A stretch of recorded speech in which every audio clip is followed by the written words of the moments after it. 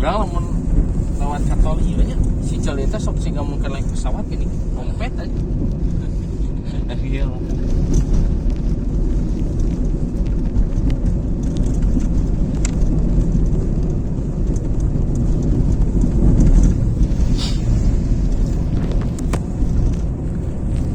Sunuh Buj.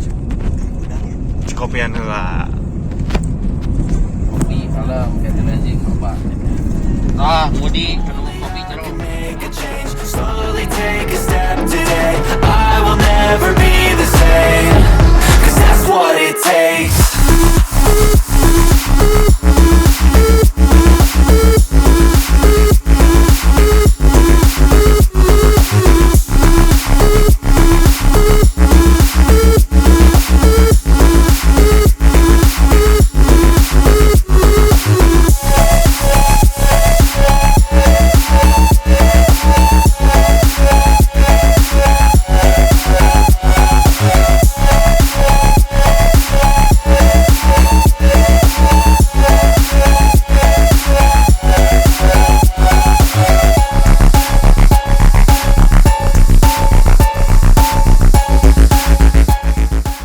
Kurang tuh kalau hari ibu pada update story. Mas bapak mah bener dia itu bagian ngasih duit kayaknya bagian tapi enggak yang jadi kayak apa ya sugar daddy bukan kalau ya menurut tuh ide gua nih oh itu ide yang sangat top the box kayaknya yang mumpung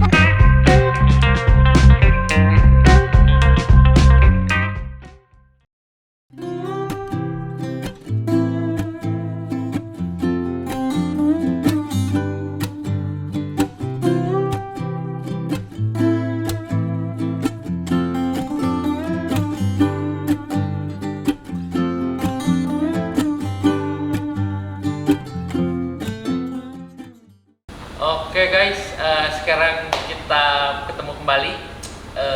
Kita akan melanjutkan dari edisi sebelumnya. Nah sekarang kita masuk ke edisi Fiber to Fashion yang nextnya nih gitu. Jadi di saat ini kita lagi ada di satu kawasan industri. Industri ini ya dia memberikan solusi terhadap kebutuhan fashion kita semua. Gitu. Nah, kembali sama saya Randi, lalu ada Eko aka Bocah Sakti. Dan kami punya bintang tamu yang luar biasa di saat ini. Ya mereka lah ahlinya yang akan memberikan solusi terhadap fashion kalian.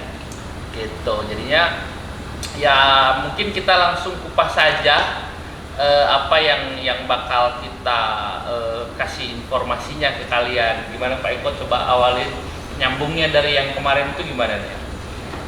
Jadi Pak, ini Mr. Mudi. Oke, kita kenalin dulu. Halo. Oke, bersama Mbak Margaret. Halo. Yang paling cantik Di antara berempat. Jadi di channel kita tuh ada satu segmen namanya Fiber to Fashion. Oke. Jadi di segmen ini kita ngebahas dari fiber sampai ke produk jadi. Nah sebelumnya kita udah ada pembahasan di denim chapter itu ngebahas fiber, cotton dan polyester. Oke. Nah sesuai dengan janji kita kemarin ya, kita tuh pengen nge-explore beberapa fiber alternatif nih, yang bisa digunakan di industri fashion itu sendiri. Nah salah satunya adalah lensing ini. Oke. Ya. Oke. Coba Pak Ngudi mungkin bisa ceritain lensing itu apa sih? Oke, lensing ya.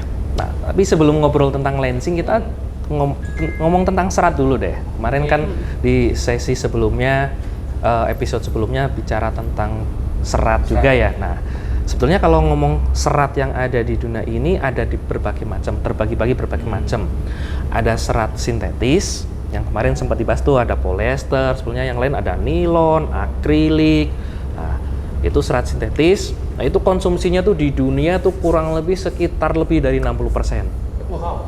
Besar Dominan sekali. ya, berarti. Lebih dominan. Ya. Itu bahan bakunya kan kebanyakan mereka dari minyak bumi. Nah, itu pergerakannya juga pasti tergantung dari minyak bumi. Yang sekarang pasti nih lagi anget-angetnya nih. Nah, terus Mahal.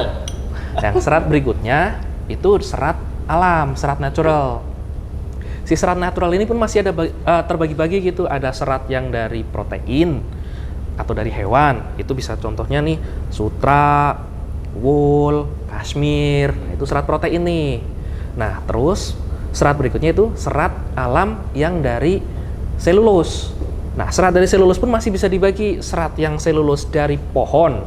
Contohnya nih katun. Nah, katun berdasarkan statistik kita itu dari konsumsi dunia di tahun 2020 kurang lebih sekitar 23%. Untuk kebutuhan dunia ya? Ya, konsumsi di dunia tahun 2020 23%. Nah, sintetis tadi 64%-an lah. Nah, kan selain katun masih ada hemp, rami dan sebagainya. Itu konsumsinya kecil lah, kurang lebih sekitar kurang dari 1%. Nah, lansing ini bahan bakunya dari selulus, tapi selulus ini dari pohon. Nah, itu man-made cellulose lah ceritanya. Secara konsumsi global itu man-made cellulose termasuk lansing di dalamnya itu kurang lebih sekitar 6,6% lah di dunia. Jadi kita tuh kalau ngomong konsumsi dunia itu sebenarnya belum besar, tapi kita memberikan solusi nih, terutama tentang konsumsi fiber selulose. Karena kan ngomong fiber selulose, contohnya katun nih. Katun itu kan ketergantungan banget nih, lahan, terus dari air gitu, terus dari panen gitu ya. Kayaknya juga nggak semua negara itu bisa menghasilkan katun ya. Iya, di Indonesia kan minim sekali. Iya. Itu gitu kan ya. Betul gitu. Jadi ya kita ngasih alternatif lah ceritanya itu. Kemudahan lah ya. Kemudahan gitu, alternatif. Nah, itu baru ketersediaan serat. Terus ngomong tentang lansing. Lansing juga datangnya tuh juga dari awalnya dari situasi yang tidak diinginkan awalnya itu. Ada masalah berarti. Ada masalah tuh. Muncul dari Jadi sebuah dulu masalah. konon ceritanya nih kata mbah-mbahnya yang di sono itu, nah, lansing itu sebuah desa kecil ada di Eropa. Kalau sekarang itu di negara Austria. Kira-kira tuh ya 2 jam lah dari Vienna, ibu kota Austria, atau 3 jam lah dari Munich. Itu daerah kecil, diambil nama PT Lansing. Awalnya itu waktu zaman dulu kan ada perang ya. Nah, kalau yang zaman sekarang tuh kan juga ada perang, cuman ada yang diembargo tuh kan. Nah, yang diembargo itu yang jadi salah satu bahan serat juga gitu. Nah, sekarang harganya ikutan naik nih. Nah, zaman dulu di daerah sana orang kan warganya butuh baju, tentaranya butuh baju, itu nggak boleh. Katun nggak boleh dikirim ke sana, kena embargo zaman dulu katun. Nah, di situ insinyurnya pada mikir tuh, mana nih? Kalau nggak dikasih katun, nggak pakai baju dong. Nah, itu ada pohon tuh. Pohon kan selulus. Mikir dong. Nah, dipikir ada pabrik kertas di desa Lansing, terus karena sama-sama selulus dirubah aja lah jadi serat. Jadilah gitu pakai teknologi, pertama kali itu teknologi viscose. Tahun berapa itu, Pak? Tahun 1930-an lah. Jadi kalau ngomong lansing itu lebih dari 80 tahun kita berdiri itu. Yang kedua ya berarti. Kurang lebih. Gua belum lahir itu. 1930 udah bisa nyepain itu ya. Iya, itu teknologi viscose gitu. Jadi pasti tanya viscose rayon. Bedanya ada nggak? Nggak ada. Sama. Jadi kalau orang ada yang banyak banget orang pada nanya, rayon sama viscose beda nggak sih? Enggak. Itu cuma penyebutan nama dagang aja, teknologinya viscose. Terkadang ya kalau misalnya biasanya gitu kayak teman-teman yang mungkin mau bikin brand gitu kan, atau teman-teman yang yang biasanya yang bikin brand sih ya, nyari bahan viscose, nyari bahan rayon, oh di sini nggak ada, adanya rayon, oh di sini nggak ada rayon, adanya viscose. Sama. Ya. Itu sama, hanya penyebutannya aja. Kalau misalkan dicek di Dinas Perindustrian atau Impor Perdagangan juga HS code-nya seratnya ada tulisan viscose garis miring rayon, jadi sama. Apa bisa kita analogikan dengan nyari bahan katun dengan ini katun nggak? Ini full katun, ini ya kapas ujung-ujungnya kan gitu ya. Kapas ya katun ya. Kapas katun kan gitu ya. Kapas itu katun gitu. Apakah mirip dengan viscose rayon? Nah, viscose dengan rayon sama. Sama. Sama itu. Cuma penyebutannya aja, orang beda-beda gitu ya termnya ya.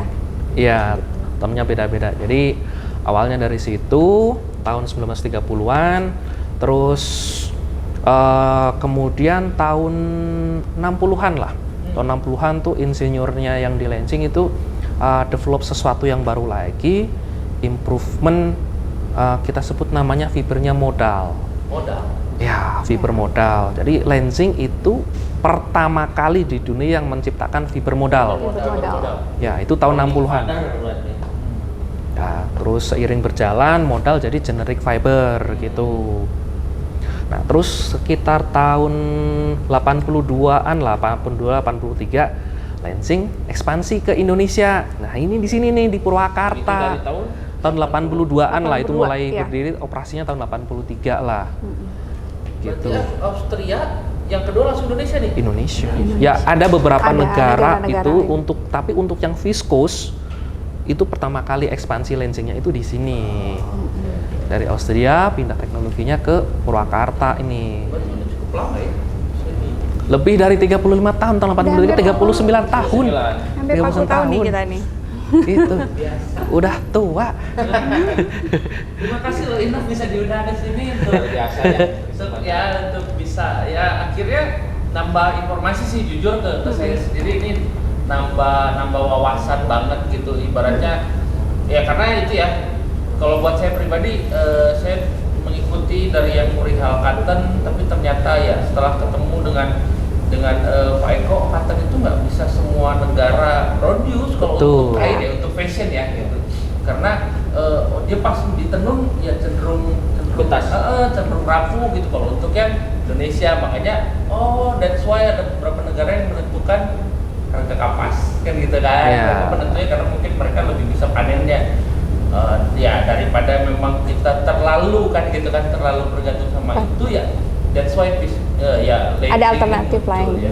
Ya. Ini kalau dari sisi karakteristiknya itu kalau ngomong katun ya sama-sama selulus ya, dengan rayon atau viscose. Jadi kalau kondisi keringnya ya gitu, mirip-mirip kayak gitu. Ya, cuman lebih lembut, lebih drapey kayak gitu aja gitu. Tapi secara karakteristiknya sama-sama selulus gitu, nyerap air dan sebagainya kayak gitu. Kalau bicara ini Pak, tadi kan informasi dari Pak Udi kalau fiber yang dipakai sama Lansing itu kan berasal dari pohon nih. Ya. Itu tuh pohon apa sih Pak? Apakah semua pohon bisa? Gitu? Oh, nah ini nih, ini juga hubungannya tuh sama sustainability juga Ya. nih, environmentally. Lansing itu sampai disertifikasi Euro Eco Label. Ada juga NGO dari Kanada namanya Canopy yang bakalan menilai sumber bahan baku sampai proses produksi semua produsen serat selulosa buatan di dunia. Nah, Lansing itu dapat award itu green shirt gitu. Jadi nanti green shirt gitu. Jadi setiap kali skornya itu dikasih kancing baju itu button gitu. Semakin banyak buttonnya itu warna bajunya semakin hijau. Dari mulai putih nggak pernah diakses, terus merah itu berarti yang nilainya jelek, merah, kuning, oranye, terus akhirnya jadi hijau muda, hijau tua. Nah, Lansing itu sampai dapat hijau tua karena memang Dark ramah green lingkungannya. shirt, ya. Salah satunya itu yang di assessment itu bahan baku, Ya. sumber bahan baku. Lansing hanya mengambil bahan baku dari hutan yang sudah disertifikasi oleh FSC dan PFC. Jadi nggak bisa kita ngambil sembarangan. Contoh nih, Indonesia. Ya. Kita nggak ngambil dari Indonesia karena saat ini hutan di Indonesia belum disertifikasi oleh FSC dan PFC. Bisa cara karakter pohonnya bisa Bisa. Masih bisa. Bahkan contohnya Nunggu tuh di sertifikasi aja gitu di ya. market kan ada tuh namanya bambu. Nah. Itu Ya. rayon bambu. Jadi bukan beneran bambu. Itu rayon. Oh. Itu rayon atau viskos yang bahan bakunya dari pohon Pohon bambu. bambu, iya. Kita nggak ngambil dari situ karena itu juga Lansing nggak mau ngambil dari secara hutannya belum disertifikasi dan sebagainya. Tapi sebetulnya kalau namanya selulos, dah semua pohon juga bisa. Mau pakai pohon jati, mau pakai pohon sengon, pakai pohon kelapa itu juga selulos. Tapi kita ngambilnya yang hutan industri. Jadi kan namanya hutan industri kan memang ada lahan yang diperuntukkan untuk ditanam pohon untuk ditebang. Ya. Berarti itu Ada pohon izin teh tebang memang ya? ditanam ya. Tanam. Bukan pohon alam ditebang terus Jangan atuh karunya tuh kasihan atuh anak cucu kita pohon-pohon habis. Jadi kita punya lahan bahkan ini yang ekspansi yang paling terakhir itu kita ada ekspansi di Brazil buat bahan baku kita nih. Untuk pulpnya. Untuk bahan bakunya nanti ada hutan di sana sudah disertifikasi, memang hutan industri, memang ditanam sengaja untuk ditebang untuk bahan baku kita. itu yang disebut manageable forest itu ya. Betul. Di Indonesia mungkin kan? Mungkin gak sih? Mungkin aja gitu, mungkin. Tapi kan kalau selama masih belum disertifikasi ya kami nggak bakalan, Lensi nggak bakalan berani ngambil gitu. Tetep lah ya gitu. Soalnya Ya kan jauh-jauh dari Brazil gitu, dan kita juga ibaratnya lahan banyak, dan toh kan ditanam dulu kan, ditanam dulu.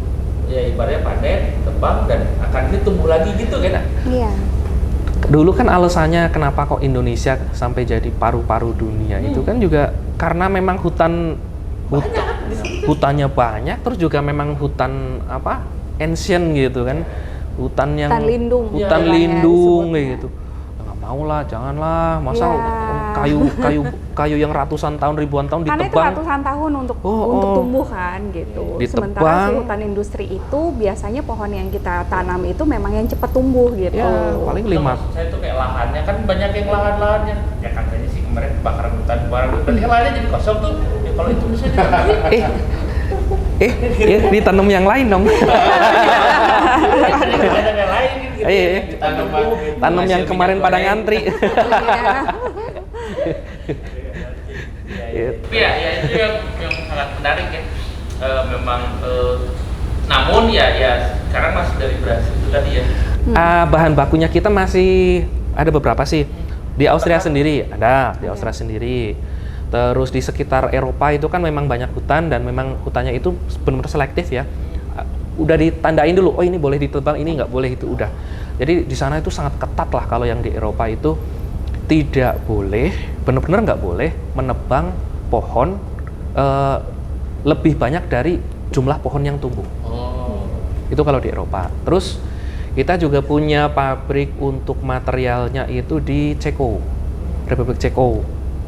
Jadi di sana dipakai pinus. Kalau yang di Eropa itu, yang di Austria pakai beech. Jadi pohon yang di sekitar-sekitar itu yang benar-benar hutan industri yang memang udah di ini, dan kita nggak perlu ngambil yang furniture grade lah ya. Furniture grade mah biarin ke furnitur. Kita mau yang kecil, mau yang gede, mau yang bengkok, mau bodoh. Masih bisa dipakai karena kan bakalan dihancurin. Diolah lagi, betul. Kan jadi serat gitu. Berarti memang benar-benar sejauh ini Lensing sangat strict dengan ya kami akan gunakan yang diizinkan, karena memang tujuannya adalah menjaga ekologi. Harus Iya. disertifikasi Harus itu. disertifikasinya itu. Ya, poinnya. Hutannya benar-benar udah tersertifikat dan nggak boleh dari hutan yang Dilindungi ya. hutan lindung. Sampai mana pun dipikirin Iya. nyebutnya nggak boleh Nah, karena memang yang ditanam. harus bertahan dari ya memang ini diawali sebagai solusi gitu, jangan malah Jangan memindahkan Malah masalah gitu. ujung-ujungnya malah menyebabkan masalah ya. ya. Dibalak itunya banjir gitu. Aduh. Ya benar. Oke. Ya, berarti kan ini tadi kita udah bicara sejarahnya dari satu desa gitu kan, dari satu desa, terus karena kekurangan bahan baku cotton akhirnya berpikir dan muncullah satu solusi serat pengganti itu kan gitu kan, dan tadinya malah dari pabrik kertas ya. Awalnya dari Pabrik kertas melakukan inovasi, dan akhirnya ya inovasinya diterima dan bertahan sampai sekarang ya 80 tahun. lebih dari 80 tahun. 80 tahun. Luar biasa. Nah, apalagi nih kira-kira yang kenapa sih Lensing itu jadi solusi? Ada lagi nggak kira-kira? Oke. Lensing jadi solusi itu teknologinya kita tuh terus-menerus ada. Kita nggak pernah berhenti. Menerus berinovasi. Inovasinya gitu nggak ada berhentinya gitu. Dan kita inovasi memang benar-benar lihatnya dari nature gitu, mikirnya dari situ. Jadi manfaat pohon. Nah, sebelum ke arah sana dulu nih, kita ngobrol ini dulu nih, bahan baku nih ya. Ini kan ini, misalkan nih hutan industri gitu, udah yang disertifikasi, kita ambil nih cacah-cacah tuh Dari Jadi kayu lah kayak mochi. gini lah. Nih, wow, kayu biasa lah kayak gini. Ah, Dia ini dari batang pohonnya ya. dihancurin lah kayak gitu. Dihancurin. Nih kayu ini, Asli guys, bukan roti. Kayu ini. Kayu. Ucip. kayu ini kan dicacah-cacah nih. Habis itu kontennya, selulosnya ini diambil tuh dikit, 40%, nggak semuanya. Selulosnya dia. Selulosnya yang Selulus itu apa sih, Pak? selulosa Bisa jelasin, Pak? itu molekul untuk sama lah seperti katun. Selulosa itu bahan bakunya yang yang ada di dalam pohon. Nah, molekul selulosa kieu jadinya. Dikata yang itu ya. Nggak apa-apa. Gitu. Jadi biar lebih Selulosa itu bahan baku penyusun yang ada di seluruh tanaman sebetulnya. Katun itu ada selulos, pohon itu ada selulos gitu. Hem itu selulos, rami itu juga selulos. Nah, pohon itu kan kalau ngomong pohon, batangan kayak gitu, ranting. Kan orang nggak bisa pakai. Kayak gini coba jadiin celana.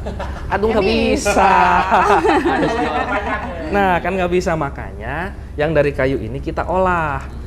Nah kita ambil selulosnya, hanya bagian selulosnya doang nih. bagian selusnya aja. Ya, molekul selulosnya kita ambil, jadi serat. Jadi ini apa kayaknya bubur kayu lah. Ini kalau disampai ke pabrik yang di Purwakarta ini kayak kertas. Bubur kertas itu Bubur kayak kertas gitu. ya. Ini yang udah dikeringin ya, jadi kayak lembaran kertas lah ya. Itu paling cuma dapat 40%-nya doang dari kayu itu. 40% dari kayu. Nah, yang lainnya kemana nih? Pasti mikirnya ke situ kan. Nah, itu yang 10%-nya masih bisa jadi ada kalau misalkan nih kalau kita ke minimarket pernah lihat permen xilitol? Ya. Sebut merek nih. Di belakangnya itu ada namanya pemanis buatan artificial sweetener, silose. Itu tuh hasil ekstraksi dari sini. Jadi kita Kepake benar-benar juga ya berarti kepake. semuanya. Ada lagi cuka asetik acid itu juga hasil samping dari pengolahan ini. Jadi mau diekstrak terus. Itu paling kurang lebih sisa 10% lah. Jadi 10%. Masih sisa lagi kan kulit kayu, resin, lignin segala rupa itu yang nggak bisa dipakai. Jadi kayak larutan hitam lah, black liquor kita sebutnya itu. Kita pakai bahan bakar pengganti bahan bakar fosil. Nah, jadi di pabriknya Sonono yang di Austria sana tuh kita minim penggunaan fossil fuel. Kita pakai energi yang terbarukan dari sisa pengambilan material selulos yang memang benar nggak bisa diekstrak lagi. Kita pakai Berarti sampai 100% pohon itu kepake kita semua ya. pakai semua. Nah, pabrik kita yang di Ceko karena kebutuhan steam sama listriknya itu cukup bahkan berlebih, kita jual itu listrik itu. Jadi pembangkit. Jadi pembangkit. Bangkit. Jadi sampai kita jualan listrik di sana gitu. Ibaratnya di sini PLN-nya itu kita dari hasil pengolahan ini aja sampai jadi pulp. Wow, luar biasa ya inovasinya ya. Nah, Iya. itu masih dari awal tuh, dari belakang dulu. Terus inovasi serat. Nah, ini kan kita kan sebenarnya kan produsennya kan cuma serat doang kayak gini kan. Nah, serat doang. Ada viskos, terus generasi keduanya itu modal, itu yang Lensing pertama kali bikin modal itu. Nah, terus ada fiber generasi ketiga. Nah, fibernya namanya lyocell. Lyocell. Berarti modal lyocell ya. Yang kedua tadi apa? Viskos, Viskos, modal, lyocell. lyocell. Lyocell itu adalah sekitar tahun 90-an lah. Mulai ada itu. Tahun 90-an itu generasi ketiga. Nah, itu generasi ya bisa dibilang tuh fiber masa kini lah ya itu. Kalau plan yang di Indonesia sendiri itu produksi fiber apa, Pak? Yang di sini? Saat ini pabrik yang di Purwakarta itu hanya produksi serat viskos. Saat ini. Tapi rencananya itu tahun depan kita sekarang ini lagi ekspansi, lagi memenuhi kualifikasi serat viskos yang benar-benar ramah lingkungan. Nah, ini kita tahan dulu nih. Tadi berarti ini akan muncul satu tadi kan udah generasi 3 nih. Jadi bakal generasi 3-nya itu kan tadi lyocell nih. Nah, lyocell ini akan menjawab apa aja kan? Bakal kita jelasin bisa jadi solusi apa saja. Siapa aja nih kan gitu kan. Dan ya harapannya juga layer cell ini kenapa sih harus ada? Kan udah ada Viscose, udah ada modal kan gitu kan. Kenapa harus ada layer cell ini? Nah, ini bakal Kita lanjut di segmen berikutnya sih. Tahan dulu ya. Episode 2 nih. Oke, kita lanjut lagi nanti di pertemuan berikutnya boleh Ya, kita masih akan bersama dengan Lensing, mungkin nanti lebih fokus ke arah produk mungkin ya. Gitu. Oke, thank you semuanya. Sampai ketemu lagi di episode berikutnya. Ciao.